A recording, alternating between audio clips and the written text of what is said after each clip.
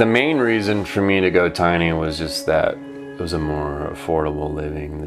I've always kind of liked the idea of just trying to do things a little differently and not have to be locked into the mortgage for 30 or 40 years, and so as simple as that, I guess.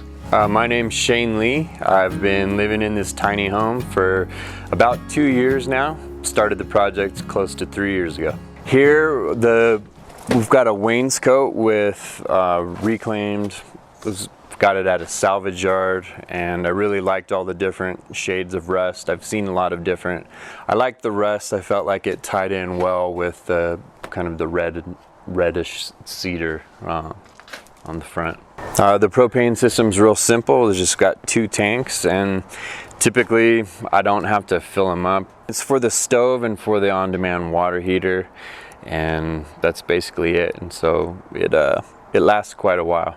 Here on the siding, we kind of took a torch to those as well. It was definitely a fun project. It took a lot of extra time to kind of do the burning without burning the edges of the tongue and groove, but I'm happy with the way that it turned out. I think I would do it again.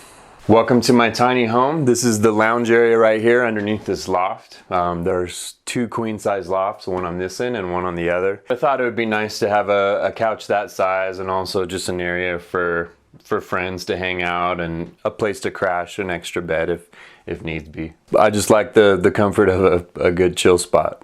There are 3 drawers underneath the couch, and that's where my son and we keep all our clothes. This is the kitchen. Wanted to have a good sized countertop and space for whatever needs to be done cooking wise. I started off building. It was a full-size cabinet, and it kind of dominated the view of the room, so I ended up going with the open shelves just to keep an open look. The shelves are an elm. I had a friend who had built a kind of a multi-million-dollar house, and he had some extra wood, and he asked if I wanted any, and I said hell yeah. And so a lot of the wood in here, this stuff here was an elm wood that was actually, they were full-size logs that were from an old barn, and you can see on the bottom of them and this piece here that you have axe marks still in the wood from when they originally milled it. So I thought that was kind of fun. I just liked the character of that. And we've got plenty of drawers for everything needed. Keep pots and pans down in the bigger one. This is kind of a pantry drawer right here for food and cleaning supplies, and so that's all. Between the fridge and the cabinets, I found that there's plenty of room for food. I've got the full-size fridge and then the shelves up here, and so that's worked out pretty well. The table is probably one of my favorite pieces in the house. It's got 4 different types of wood. There's mesquite, and there's walnut, and oak, and poplar.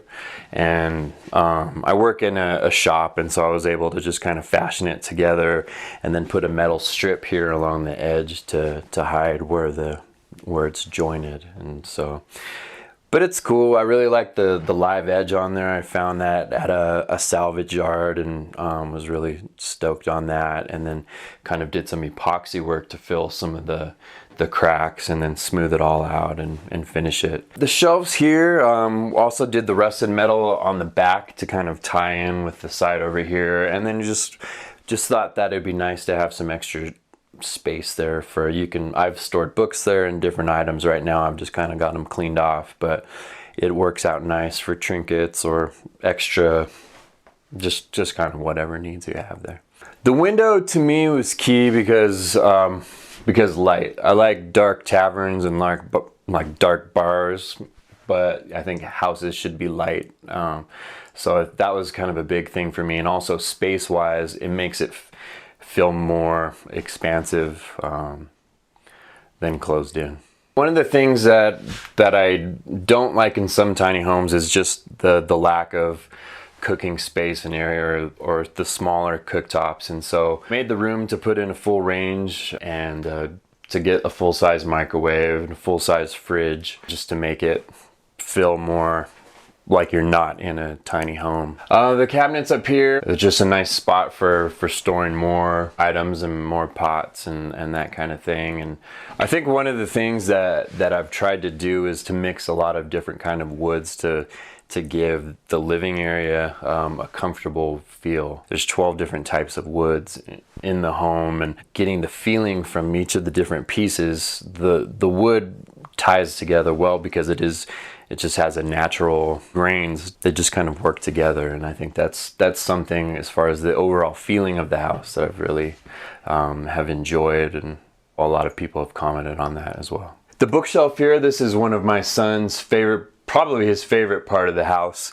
He's able to scamper up the ladder, and then we store toys and books and shoes and different things.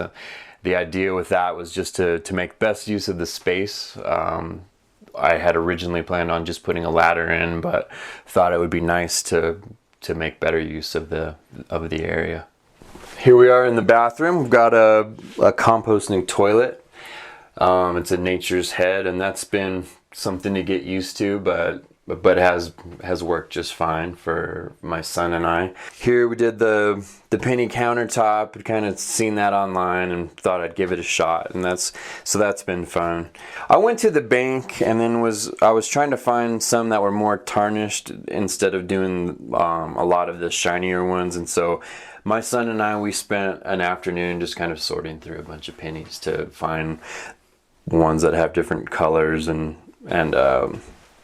so it was a fun project to work on.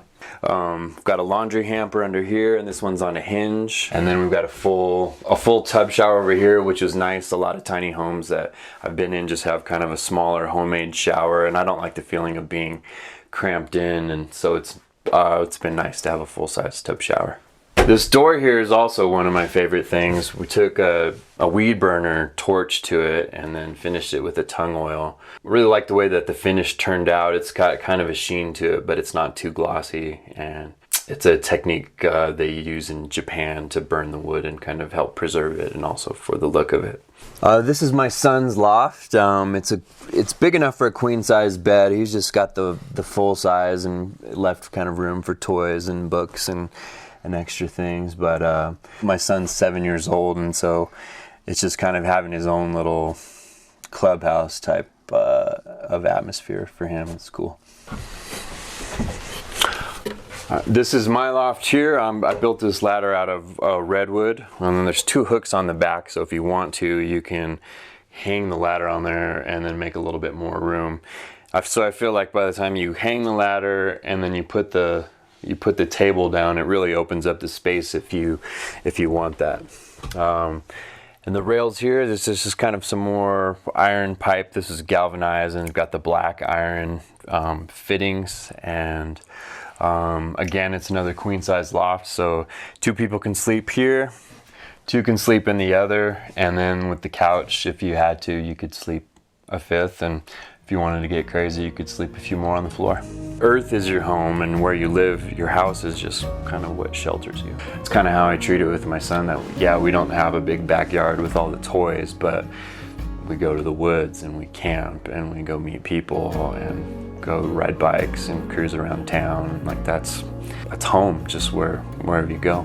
It's been a nice process, you know, kind of in just the whole thing of what you really need and what you really love and getting rid of the rest of it. So it hasn't been a terrible adjustment. Well, thank you for coming to visit my tiny home. If you would like to try living in this house, I'm going to be putting it on the market, and I can be contacted at shaneandrew96@gmail.com. And that's all I got. So enjoy your lives.